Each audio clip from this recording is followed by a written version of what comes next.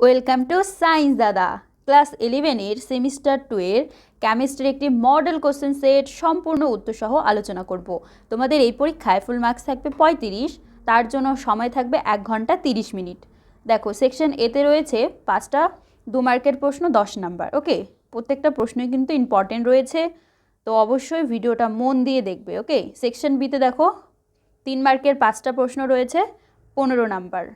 Total প্রশ্নটা ভালো করে দেখে নাও। দেখলে? এরপর দেখো সেকশন সিতে 2 মার্কের 5 মার্কের 2টো প্রশ্ন থাকবে, 10 নাম্বার। প্রত্যেকটা প্রশ্নেরই কিন্তু অথবা রয়েছে, তো অবশ্যই প্রশ্নগুলো মন দিয়ে দেখো। এই টোটাল সেটটাই কিন্তু এই ভিডিওতে আমি টোটালটা সলভ করিয়ে দেব। ফার্স্ট যেটা প্রশ্ন রয়েছে, তাপগতিবিদ্যায় নিঃসঙ্গ সিস্টেম বলতে কি বোঝায়? এনট্রপির এসআই এককটি লেখো। নিঃসঙ্গ সিস্টেম, যে সিস্টেমের ভর আর শক্তির কোনো বিনিময় পরিবেশের সঙ্গে ঘটবে না, তাকে আমরা নিঃসঙ্গ সিস্টেম বলবো। আর এনট্রপির এসআই একক হচ্ছে জুল প্রতি কেলভিন বা জুল পার কেলভিন হয়। ওকে, এরপর অথবা দেখো তাপগতিবিদ্যার দ্বিতীয় ও তৃতীয় সূত্রটি লেখো। তাপগতিবিদ্যার দ্বিতীয় সূত্র হলো স্বতঃস্ফূর্তভাবে তাপ কম উষ্ণতার বস্তু থেকে কী হবে বলো তো? বেশি উষ্ণতার বস্তুর দিকে যেতে পারবে না। অর্থাৎ কোনো স্বতঃস্ফূর্ত প্রক্রিয়ায় সিস্টেমের যে এনট্রপি সেটা কিন্তু বৃদ্ধি পায়। তাপগতিবিদ্যার তৃতীয় সূত্রকে এই সূত্র অনুসারে আমরা বলতে পারি পরম শূন্য তাপমাত্রায় মানে 0 কেলভিনে একটা বিশুদ্ধ কেলাসের এনট্রপি শূন্যের কাছাকাছি পৌঁছে যায়। এরপরে দেখো 2 নাম্বার, লা সাতেলিয়ারের নীতিটি লেখো। লা সাতেলিয়ারের নীতি অনুসারে কোনো বিক্রিয়ার সাম্যাবস্থায় যদি কোনো নিয়ামক বলতে কি কি হতে পারে বলো তো? টেম্পারেচার হতে পারে, তারপরে চাপ অর্থাৎ প্রেশার হতে পারে, তারপরে কিন্তু গাঢ়ত্বও হতে পারে। এই 3টা কিন্তু নিয়ামকের মধ্যে পড়ছে। এ পরিবর্তন করা হয়, তবে সাম্যাবস্থার স্ট্যাবিলিটি কী হবে বলো তো? এমনভাবে পরিবর্তিত হবে যাতে নিয়ামকের পরিবর্তনের ফলাফল কি হয়ে যায়? প্রশমিত হয়ে যায়। ওকে, এরপরে সোডিয়াম অ্যাসিটেটের জলীয় দ্রবণের আম্লিক বা ক্ষারীয় প্রকৃতি কেমন হবে? বাফার দ্রবণ কি? সোডিয়াম অ্যাসিটেটের জলীয় দ্রবণ কী হবে বলো তো? ক্ষারীয় প্রকৃতির হবে। আর বাফার দ্রবণ কি? যে দ্রবণে অল্প পরিমাণ অ্যাসিড বা যদি আমরা ক্ষার যোগ করার পরেও কি হচ্ছে? দ্রবণের পিএইচ প্রায় অপরিবর্তিত থাকছে, অর্থাৎ কোনো রকম পরিবর্তন লক্ষ্য করা যাচ্ছে না, তাকে আমরা কি বলবো? বাফার দ্রবণ বলবো। এরপরে 3 নাম্বার, কি উৎপন্ন হয় লেখো। ক্লোরোফর্মকে সিলভার পাউডার দ্বারা উত্তপ্ত করা হলো। ক্লোরোফর্মকে অর্থাৎ CH3Cl, এটাই কিন্তু ক্লোরোফর্মের সংকেত। এবার ক্লোরোফর্মকে যদি আমরা সিলভার পাউডার দিয়ে উত্তপ্ত করি অর্থাৎ মানে গরম করি, তাহলে কিন্তু আমাদের অ্যাসিটিলিন তৈরি হবে, অ্যাসিটিলিন গ্যাস তৈরি হবে।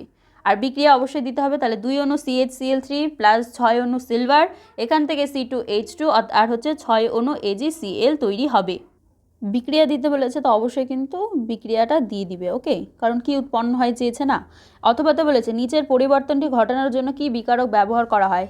CH ডাবল বন্ড CH, এখান থেকে অ্যারো CH2 প্যালাডিয়াম অনুঘটকের উপস্থিতিতে হাইড্রোজেন যোগ করলে ইথিলিন তৈরি হয়ে যাবে। তাহলে রাসায়নিক বিক্রিয়াটা নিম্নরূপ হবে, অর্থাৎ CH triple bond CH plus H2 যদি আমরা যোগ করি, তাহলে কিন্তু আমাদের কি তৈরি হবে? CH2 double bond CH2, ethylene তৈরি হবে। এরপরে 4 নাম্বার, কোনো জৈব যৌগে উপস্থিত সালফারকে কিভাবে শনাক্ত করবে? এটা আমরা ল্যাসাইন পদ্ধতি একটা পরীক্ষা রয়েছে, সেই পরীক্ষার মাধ্যমে কিন্তু আমরা সালফারটাকে শনাক্ত করতে পারবো। জৈব যৌগকে সোডিয়ামের সাথে উত্তপ্ত করে সোডিয়াম সালফাইড অর্থাৎ Na2S তৈরি করা হয়। আর এই দ্রবণকে অ্যাসিটিক অ্যাসিড আর লেড অ্যাসিডের দ্রবণের সাথে যদি আমরা মিশাই, তাহলে আমাদের কি তৈরি হবে? PbS অর্থাৎ লেড সালফাইড তৈরি হবে। লেড সালফাইডের কী হবে বলো তো? একটা কালো অধক্ষেপ পড়বে, যা সালফারের উপস্থিতিকে নির্দেশ করে। অথবা তো বলেছে অ্যাসিটিক অ্যাসিড ও মনোক্লোরো অ্যাসিটিক অ্যাসিডের মধ্যে কোনটি বেশি আম্লিক এবং কেন? তো মনোক্লোরো অ্যাসিটিক অ্যাসিড যার সংকেত ClCH2COOH, অ্যাসিটিক অ্যাসিড যার সংকেত CH3COOH, এটা তোমরা সবাই জানো, এটার অপেক্ষা কিন্তু বেশি আম্লিক হয়। কেন? কারণ মনোক্লোরো অ্যাসিটিক অ্যাসিডে কি হয়? ক্লোরিন পরমাণু ইলেকট্রন আকর্ষী হওয়ার জন্য এটি বন্ড COOH গ্রুপের আম্লতাকে বাড়িয়ে দেয়। ওজোন গহ্বর কি? প্যানের পুরো নাম কি? ওজোন গহ্বর বায়ুমণ্ডলের স্ট্র্যাটোস্ফিয়ারে ওজোন স্তরের ঘনত্ব যখন অস্বাভাবিকভাবে কমে যায়, এক্ষেত্রে ওজনের যে ডেন্সিটিটা আছে সেটা কিন্তু কমে যাচ্ছে, সাধারণত 200 ডবসন ইউনিটের কম, তখন তাকে আমরা বলবো ওজোন গহ্বর বা ওজোন হোলও কিন্তু বলা হয়। আর প্যানের পুরো নাম কি? Peroxy acetyl nitrate. Stone cancer বলতে কি বোঝায়, এর কারণ কি? অ্যাসিড বৃষ্টির ফলে মার্বেল বা পাথর দিয়ে তৈরি স্মৃতিসৌধ ও স্থাপত্য যেমন তাজমহল এর ক্ষয় হওয়াটাকে আমরা স্টোন ক্যান্সার বলি। একদম ইজি প্রশ্ন।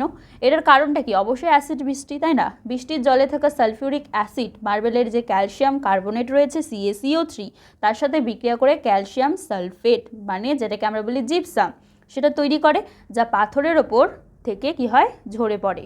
এরপর দেখো সেকশন বিতে রয়েছে ফার্স্ট প্রশ্ন, অসামঞ্জস্য বিক্রিয়া কাকে বলে? জারণ সংখ্যা পদ্ধতিতে সমতা বিধান করতে বলেছে এই কোয়েশনটার।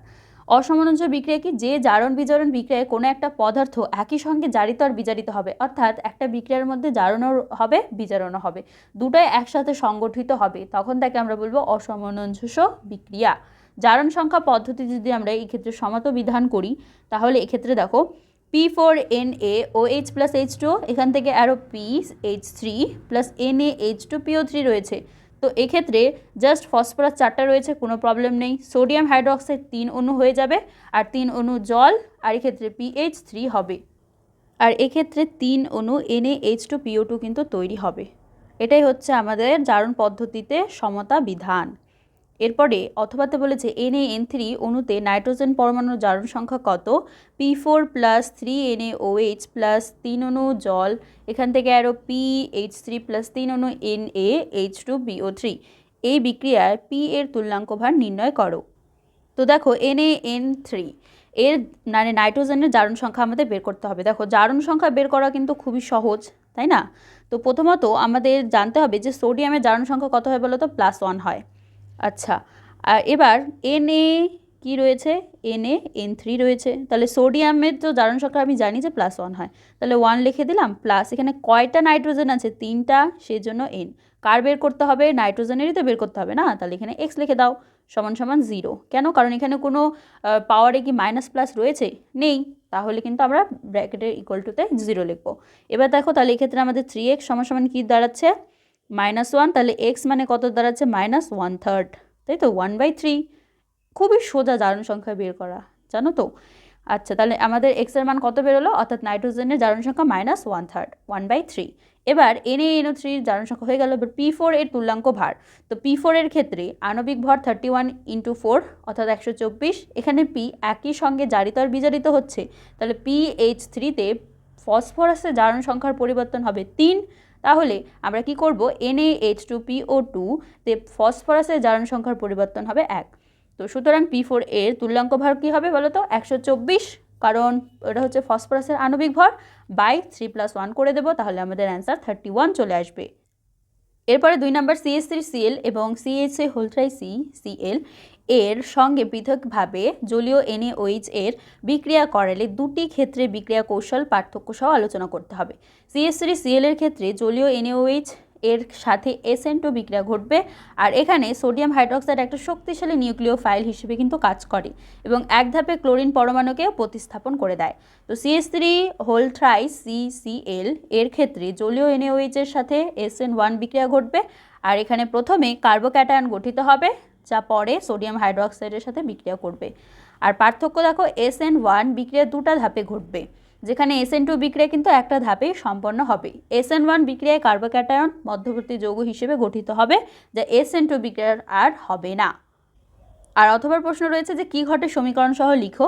ইথাইল আয়োডাইডকে জিঙ্ক কপার যুগ্ম জলীয় ইথানলের সঙ্গে বিক্রিয়া করানো হলো, চূর্ণ দিয়ে উত্তপ্ত করা হলো, ঠিক আছে? আর অ্যাসিটিলিন থেকে কিভাবে অ্যাসিটালডিহাইড প্রস্তুত করা যায়? ইথাইল আয়োডাইডকে যখন আমরা জিঙ্ক কপার যুগ্ম জলীয় ইথানলের সঙ্গে বিক্রিয়া করাবো তখন কিন্তু আমাদের ইথেন তৈরি হবে, আর এটি একটি বিজারণ বিক্রিয়া। তাহলে CH3CH2I + 2 অণু হাইড্রোজেন, তাহলে এক্ষেত্রে আমাদের CH3CH3 + HI তৈরি হবে। তাহলে এই যে CH3 দেখছো, এটাই তো ইথেন, তাই না?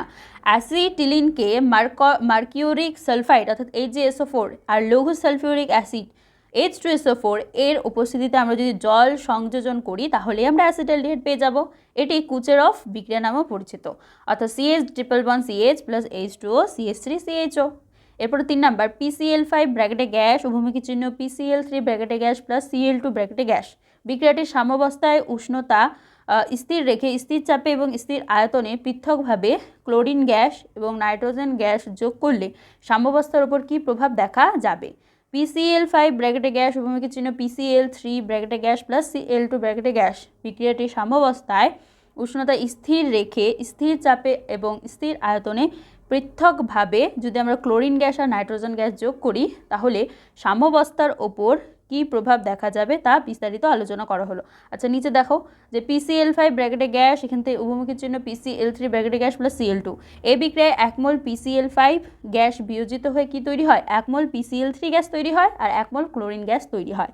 যখন স্থির চাপে আমরা ক্লোরিন গ্যাস যোগ করব তখন সিস্টেমের মোট আয়তন কী হবে? বেড়ে যাবে।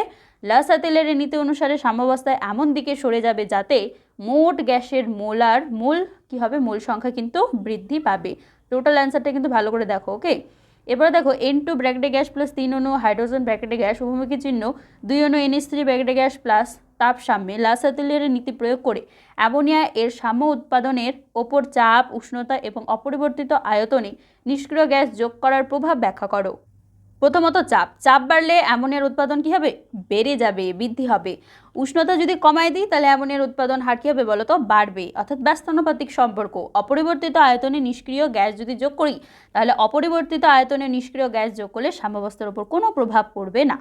আচ্ছা, 4 নম্বর, রাসায়নিক পরিবর্তনে এনথালপির পরিবর্তন আন্তঃশক্তির পরিবর্তন অপেক্ষা গুরুত্বপূর্ণ কেন? গিবস মুক্ত শক্তি সাপেক্ষে কোনো সিস্টেমের স্বতঃস্ফূর্ততা ও সাম্যের শর্ত বিবৃত করো। তো এটার অ্যান্সার হবে রাসায়নিক বিক্রিয়া অর্থাৎ এনথালপির পরিবর্তন। এনথালপিকে আমরা কী দ্বারা চিহ্নিত করি? ডেল্টা এইচ দ্বারা, মনে থাকবে তো, এটা হচ্ছে ডেল্টা এইচ। সিস্টেমের তাপমাত্রা পরিবর্তন এবং কাজের সাথে কিন্তু সম্পর্কিত। অভ্যন্তরীণ শক্তির পরিবর্তন, অভ্যন্তরীণ শক্তি ইন্টারনাল এনার্জিকে আমরা ডেল্টা ইউ দ্বারা চিহ্নিত করি, ঠিক আছে? ডেল্টা ইউ তাপমাত্রার পরিবর্তনের সাথে কিন্তু এই দুটোই সম্পর্কিত। এরপরে বেশিরভাগ রাসায়নিক বিক্রিয়ায় সিস্টেমের আয়তনের পরিবর্তন হয়, যার ফলে কিন্তু কাজ হয়, ওয়ার্ক হয়। তাই এনথালপি পরিবর্তন অভ্যন্তরীণ শক্তির পরিবর্তন অপেক্ষা বেশি গুরুত্বপূর্ণ। গিবস মুক্ত শক্তির সাপেক্ষে কোনো সিস্টেমের স্বতঃস্ফূর্ততা সাম্যের শর্ত যদি বলো তাহলে অবশ্যই ডেল্টা এইচ লেস দেন 0 হতে হবে, ঠিক আছে? গিবস মুক্ত শক্তির পরিবর্তন ঋণাত্মক যদি হয় তাহলে প্রক্রিয়াটি স্বতঃস্ফূর্ত হবে, আর সাম্য ডেল্টা জি ইকুয়ালস টু কী হতে হবে বলতো? 0 হতে হবে। গিবস মুক্ত শক্তির পরিবর্তন 0 হলে পরেই সিস্টেমটি স্ট্যাবলে আসবে, অর্থাৎ সাম্যাবস্থায় থাকবে। অথবা তো বলেছে ঊর্ধ্বপাতনে এন্ট্রপির কী পরিবর্তন হয়? প্রশমন তাপ কাকে বলে? আইসোকোরিক পদ্ধতিতে কোন রাশিকে ধ্রুবক রাখা হয়? ঊর্ধ্বপাতনে এন্ট্রপির পরিবর্তন, ঊর্ধ্বপাতনে কঠিন পদার্থ সরাসরি কী হয় বলতো? গ্যাসীয় পদার্থে রূপান্তরিত হয়, আর গ্যাসীয় পদার্থের এন্ট্রপি কঠিন পদার্থের চেয়ে বেশি, তাই ঊর্ধ্বপাতনে এন্ট্রপি বৃদ্ধি পায়। প্রশমন তাপ, একটি অ্যাসিড এবং ক্ষারের প্রশমন বিক্রিয়ার 1 মোল জল উৎপন্ন হলে যে তাপ নির্গত হবে তাকে প্রশমন তাপ বলবো। আইসোকোরিক পদ্ধতি কি? আইসোকোরিক পদ্ধতিতে আয়তন কনস্ট্যান্ট রাখা হয়। কোনো জৈব যৌগে নাইট্রোজেন এবং সালফার উভয়েই উপস্থিত থাকলে রাসায়ন পরীক্ষার নির্যাসে কোন অ্যানায়ন পাওয়া যাবে? 2-হাইড্রক্সিপ্রোপানোয়িক অ্যাসিড যৌগটি কি আলোক সক্রিয়? ব্যাখ্যা করো। তো নাইট্রোজেন এবং সালফার উভয়ই উপস্থিত থাকলে রাসায়ন পরীক্ষার নির্যাসে থায়োসায়ানেট HCN- অ্যানায়ন পাওয়া যাবে, আর 2-হাইড্রক্সিপ্রোপানোয়িক অ্যাসিড যৌগটি আলোক সক্রিয় হবে। কারণটা কি? এই যোগে একটা কাইরাল কার্বন থাকে। এবার যদি কাইরাল কার্বন থাকে তাহলে কিন্তু সেটা আলোক সক্রিয় হয়, এটা তোমরা জানো। কাইরাল কার্বন পরমাণু আছে আর যার সাথে কি 4টা ভিন্ন গ্রুপও যুক্ত থাকতে হবে, সেটাকে আমরা কাইরাল কার্বন বলি। তো যেহেতু এটার ক্ষেত্রে রয়েছে সেজন্য এটাকে আমরা বলবো আলোক সক্রিয়। এরপর অথবা তো বলেছে একটি করে রাসায়নিক বিক্রিয়ার সাহায্যে পার্থক্য দেখাও। এ নাম্বারে বলেছে মিথেন ও ইথিলিন, বিতে বলেছে বিউট 1 ইন ও বিউট 2 ইন নাইট্রোবেনজিন ফ্রেডেল ক্র্যাবস বিক্রিয়া দেয় না কেন? তো মিথেন আর ইথিলিন, মিথেন ব্রোমিন জলের সঙ্গে বিক্রিয়া করে না, কিন্তু ইথিলিন ব্রোমিন জলকে কী করে বলো তো? বর্ণহীন করে দেয়। বিক্রিয়া CH2 double bond CH2 plus bromine, এখান থেকে আরও CH2Br হবে। বিউট 1 ইন ও বিউট 2 ইন, বিউট 1 ইন ক্ষারীয়কে MnO4 এর সঙ্গে দ্রুত বিক্রিয়া করে কী করে বলো তো? বর্ণহীন করে দেয়, কিন্তু বিউট 2 ইন ধীরে ধীরে বিক্রিয়া করে। নাইট্রোজেনের নাইট্রো গ্রুপ একটি শক্তিশালী ইলেকট্রন প্রত্যাহারী গ্রুপ যা বেনজিন রিংকে নিষ্ক্রিয় করে তোলে, আর এছাড়াও নাইট্রোবেনজিন ফ্রেডেল ক্র্যাবস বিক্রিয়ার অনুঘটক অ্যালুমিনিয়াম ক্লোরাইডের সাথে যুক্ত হয়ে বিক্রিয়াটিকে বাধা দেয়। সেকশন সিতে দেখো দুটা প্রশ্ন 5 মার্কের 10 নাম্বার। নিচের বিক্রিয়া A আর B এর গঠন সংকেত লেখো। দেখো কি রয়েছে যে RCH double bond CH2 HBr A তৈরি হচ্ছে, RCH double bond CH2 Br oblique CCl4 B তৈরি হচ্ছে। কি বলেছে, বিক্রিয়া দুটি কোনটি ইথানলীয় অসম্পৃক্তি শনাক্তকরণে ব্যবহার করা হয় এবং কেন? 1,2 ডাইব্রোমো ইথেনের সঙ্গে অ্যালকোহলীয় KOH এর বিক্রিয়ায় একটি হাইড্রোকার্বন এ উৎপন্ন হয়, ক্ষারীয় KMnO4 বর্ণহীন করে, তাহলে এতে অম্লধর্মী হাইড্রোজেন উপস্থিত, একে যুক্তিসহ শনাক্ত করতে হবে। এই যৌগটি হচ্ছে মার্কনিকফের নিয়ম অনুসারে অ্যালকিল ব্রোমাইড, যেটা অর্থাৎ হাইড্রোজেন ব্রোমাইড দ্বিবন্ধনের অধিক হাইড্রোজেন যুক্ত কার্বনের সাথে সংযুক্ত, তাহলে এটার গঠন সংকেত RCH, Br, CH3 হবে। আর বি যৌগটা কী হবে বলতো, ডাইব্রোমো অ্যালকেন হবে, যেটা ব্রোমিন দ্বিবন্ধনের উভয় কার্বনের সাথে যুক্ত থাকবে, যেটার গঠন সংকেত RCH, Br, CH2Br হবে। Br2/CCl4 এর সংযোজন বিক্রিয়াটি ইথানলীয় অসম্পৃক্তির শনাক্তকরণে ব্যবহার করা যায়, কারণ ব্রোমিন দ্রবণ অসম্পৃক্ত যৌগের সঙ্গে যুক্ত হয়ে কী করে বলতো, লাল বর্ণ থেকে কালারলেস অর্থাৎ বর্ণহীন হয়ে যায়। 1,2 ডাইব্রোমো ইথেনের সঙ্গে আমরা যদি অ্যালকোহলীয় KOH এর বিক্রিয়া ঘটাই তাহলে একটা হাইড্রোকার্বন এ তৈরি হবে, আর এ ক্ষারীয় KMnO4 বর্ণহীন করবে, আর এতে অম্লধর্মী হাইড্রোজেনও উপস্থিত থাকবে, তাহলে এই যৌগটা অবশ্যই কী হবে, অ্যাসিটিলিন হবে, অর্থাৎ CH111CH। 1,2 ডাইব্রোমো ইথেন অ্যালকোহলীয় KOH এর সঙ্গে ডিহাইড্রোহ্যালিজিনেশন বিক্রিয়া করে অ্যাসিটিলিন উৎপন্ন করে, আর অ্যাসিটিলিন ক্ষারীয় KMnO4 বর্ণহীন করে দেয়, যেটা হচ্ছে বেকারির বিকারক, এবং এতে টার্মিনাল অ্যালকালাইনের কারণে অম্লধর্মী হাইড্রোজেন উপস্থিত থাকে। অথবা তো বলেছে কিভাবে প্রস্তুত করবে বিউটোয়ানিন থেকে বিউটুইন, অ্যাসিটিলিন থেকে ইথানল, কি ঘটে সমীকরণ সহ লিখো। দুটি প্ল্যাটিনাম তড়িৎদ্বারের সাহায্যে সোডিয়াম অ্যাসিটেটের জলীয় দ্রবণের তড়িৎ বিশ্লেষণ করা।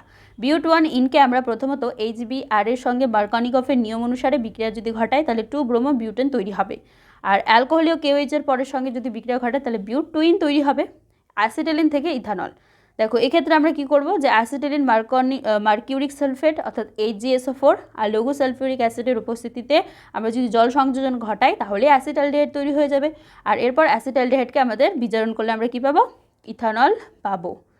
আচ্ছা, সোডিয়াম অ্যাসিটেটের জলীয় দ্রবণের তড়িৎ বিশ্লেষণ করলে অ্যানোডে কি উৎপন্ন হবে, ইথেন, আর ক্যাথোডে হাইড্রোজেন গ্যাস তৈরি হবে, আর এটি কোলবে তড়িৎ বিশ্লেষণ নামেও পরিচিত।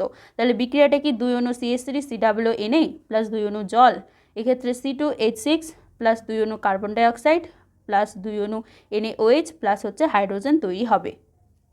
এরপরে 2 নম্বর, বেঞ্জিনের দহন তাপ X joule mole inverse carbon dioxide আর জলের গঠন তাপ যথাক্রমে Y জুল মোল ইনভার্স এবং Z জুল মোল ইনভার্স, তাহলে বেঞ্জিনের গঠন তাপ নির্ণয় করতে হবে। তো প্রথমত দেখো বেঞ্জিনের দহন তাপ অর্থাৎ ΔH0C এর মান X জুল মোল দেওয়া আছে, কার্বন ডাইঅক্সাইডের গঠন তাপ H0F এর মান Y জুল মোল দেওয়া রয়েছে, H2 এর গঠন তাপ ΔH0F = Z জুল পার মোল। তাহলে বেঞ্জিনের দহন বিক্রিয়াটা অবশ্যই দেখো C6H6 অর্থাৎ বেঞ্জিনিং ব্র্যাকেটে I, হ্যাঁ, প্লাস হচ্ছে 15/2 O2 গ্যাস, 6 অণু কার্বন ডাইঅক্সাইড আর 3 অণু জল রয়েছে। এবার শর্তানুসারে দেখো এরকম একটা ইকুয়েশন দেবে, 6 অণু H0C কার্বন ডাইঅক্সাইড প্লাস 3 অণু আমরা নিব হচ্ছে ΔH0FH2 মাইনাস কী করবো আমরা বলো তো, ΔH0FC6H6 plus 15/2 into ΔH0F oxygen. ঠিক আছে, এবার মানগুলো যদি বসাই তাহলে দেখো আমাদের একটা মান আসবে, অর্থাৎ 6Y plus 3Z minus X joule per মোল।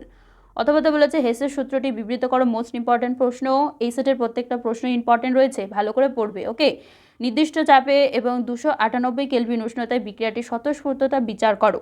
দেখো বিক্রিয়া দিয়েছে। হেসের সূত্র কি, কোনো রাসায়নিক বিক্রিয়া এক বা একাধিক ধাপে সংগঠিত হলে বিক্রিয়ার মোট এনথালপির পরিবর্তন প্রতিটা ধাপের এনথালপির পরিবর্তনের সমষ্টির ইকুয়াল হয়। এরপরে যে ইকুয়েশনটা দিয়েছে তার স্বতঃস্ফূর্ততা বিচার। দেখো ΔH এর মান কোশ্চেনে দেওয়া রয়েছে 29.3 কিলোজুল মোল ইনভার্স, অর্থাৎ 29,300 জুল মোল ইনভার্স হবে যদি কিলোজুল থেকে জুলে কনভার্ট করি। ΔS এর মান 104.1 joule K inverse mole inverse. T এর মান 298 কেলভিন। আর ফর্মুলা কী হবে বলতো, ΔG = ΔH - T ΔS। Just মানগুলো বসাও, তাহলে দেখবে অ্যান্সার বেরোবে আমাদের -1721.8 জুল মোল ইনভার্স। তাহলে যেহেতু ΔG এর মান নেগেটিভ তাই 298 কেলভিন উষ্ণতায় বিক্রিয়াটি কী হবে, স্বতঃস্ফূর্ত হবে। তাহলে টোটাল মডেল কোশ্চেন সেট আমাদের অ্যানালাইসিস করা কমপ্লিট হয়ে গেল। তো চ্যানেলে নতুন হলে কিন্তু অবশ্যই সাবস্ক্রাইব করো। এরপরে কিন্তু বায়োলজি, ম্যাথ, ফিজিক্স সব কিছুরই সেট আসতে চলেছে সেমিস্টার 2 এর। ওকে, তো খুব ভালো করে পড়ো। ওকে, সামনে পরীক্ষার জন্য তোমাকে জানাই বেস্ট অফ লাক। খুব ভালো করে পরীক্ষা দিও আর খুব ভালো থেকো।